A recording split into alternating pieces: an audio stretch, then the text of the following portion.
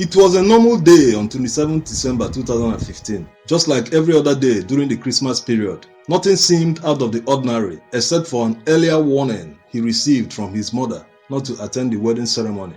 Even though his mother has been spot on before, when some time ago she told him not to go to the nightclub, that she had a bad vision about it, but he ignored her and went anyway, which resulted in an accident. Although the accident wasn't too serious, the next one would become a near-death experience and would shake Nollywood to its very foundations. On that fateful day in Nnewi, everything started out normal. The wedding reception was going on, people were having fun, until one drunk policeman started shooting sporadically. He shot and killed a young man who traveled all the way to Nigeria from Germany for his own wedding that would have taken place on the 30th December. 6 of his bullets hit Charles Okocha on different parts of his body. One bullet hit his abdomen, exposing his intestines. It was indeed a horrific sight. A good Samaritan later rushed him to hospital after many people refused to help him. While recounting his ordeal in hospital, he had this to say. Got C shot to pull through. And it's God Almighty, man. Can't be any better, man. I had a busted up no man yesterday. That's to pull through. I swear to God, if you ain't got God, you ain't got nothing. Yes, pull through he did. Charles Okocha currently does what he knows best in Nollywood. John Okafor's near-death experience took Nollywood by storm. According to Mr. Ibu, his staff members were used by his kinsmen to poison him. This prolific actor, whose comic roles in Nollywood has been entertaining us for many years, was poisoned 2 times by people very close to him. The poison led to his stomach ballooning like that of a pregnant woman, to the extent that he could not see his legs when standing. At the peak of his ailment, he could not recognize anyone, even his wife. Mr. Ibu also narrated how some people took him to Nnewi on the pretext that they were attending a show, but ended up beating him and inserting the poison in his mouth. He passed out and was rescued by his boys, who took him to Enugu for treatment. Even here in my office, they brought the first poison here. I took it. I was falling around here vomiting. Nobody came to ask. Date 14th October 2014. Location Asaba. Clems never knew what would befall him that fateful day, but he did have a premonition, or was it by chance? A few weeks earlier, Clems had just received an award, and overjoyed by the award, he decided to call his friend, a journalist, and demanded why he has never run a story about him, or is it when he will die that he will run a story? He ended up telling him about the award and promised to get back to him, but he will never get back to his friend. Clems Onyeka was gunned down in a crossfire between the police and armed robbers. The robbers had attacked a bullion van, but the bullion van driver succeeded in driving off, leaving the policemen behind. There was heavy shootout that day, which sent pedestrians and motorists scampering into nearby streets. There was a lot of wounded too, but unfortunately Clems Onyeka didn't get out alive. In 2017, makeup artist cum actor Henry Nwankwo woke up to a very exciting news about his admission on scholarship to study abroad.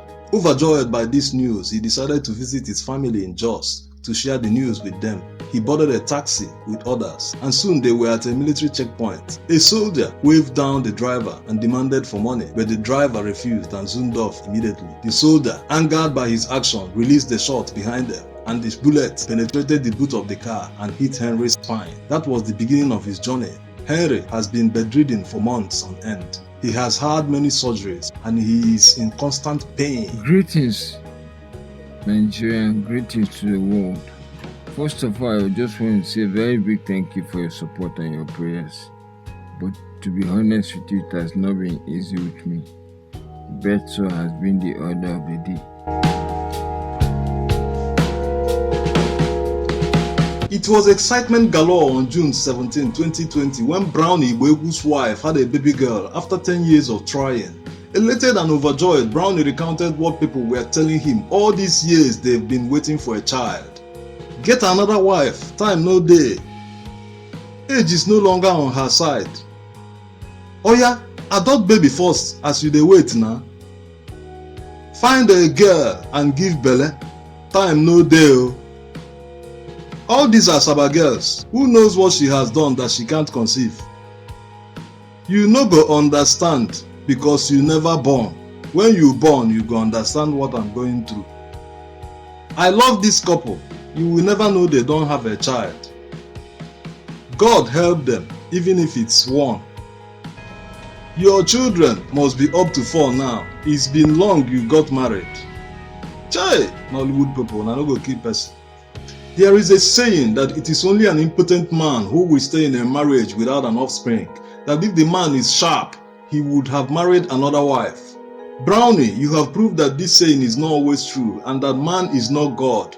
Congratulations. In 2013, this one rocked Nollywood. There were 3 major actors in play. Foluke Daramola, she was broke and desperate. Bukola, Daramola's friend and eager to help her. Then, Kayode Salako, married but still looking. Bukola introduced Daramola to Kayode because as a friend, she felt she could help a friend in need. After the introduction, Kayode and Daramola went from getting to know each other to becoming friends and even getting married. It got to an extent that Kayode's first wife had to pack out of their matrimonial home. Bukola started feeling guilty and approached Daramola. Che, I introduced you to this man to be his friend, not to marry him. Which one now? You say you want test, but you don't carry everything wholesale. But Daramola will have none of it, and the once best friends became worst enemies. Bukola later accused Daramola of using juju on Kayode. Daramola also threatened to sue Bukola for defamation of character. Kayode and Daramola are still husband and wife.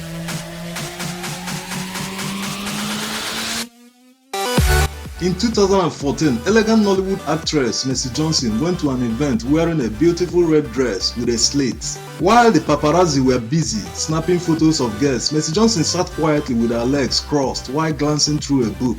But unknown to her, her privates were in full glare of the public as she was not wearing undies. When her photos hit social media, it instantly went viral as many people felt it was intentional, with some questioning why she would attend such an event not wearing undies. But it looks like it was not intentional. Maybe she did not practice well enough how to sit with such a dress in public. Also, according to the Nollywood actress, she called her husband immediately the news broke, crying, and explained to him exactly what happened. And her husband was completely supportive and consoled her. Thanks for watching.